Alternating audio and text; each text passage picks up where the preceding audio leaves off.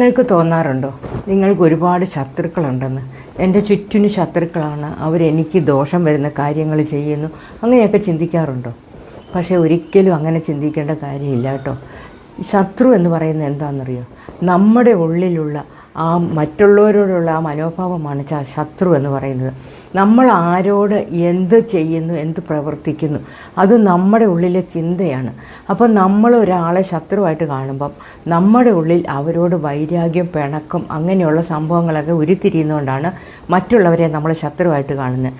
അപ്പോൾ നമ്മൾ ചിന്തിക്കേണ്ടത് നമ്മുടെ ശത്രു നമ്മൾ തന്നെയാണ്. അപ്പോൾ നമ്മൾ അതിൽ നിന്ന് മാറ്റം വരുത്തുക, നമ്മുടെ മനസ്സിൽ ശത്രുത ഇല്ലാതാക്കുക, എല്ലാവരെയും സ്നേഹിക്കാൻ പഠിക്കുക. അപ്പോൾ നമ്മൾ അത് ശത്രുത ഇല്ലാതാവാൻ എന്താ ചെയ്യേണ്ടത്?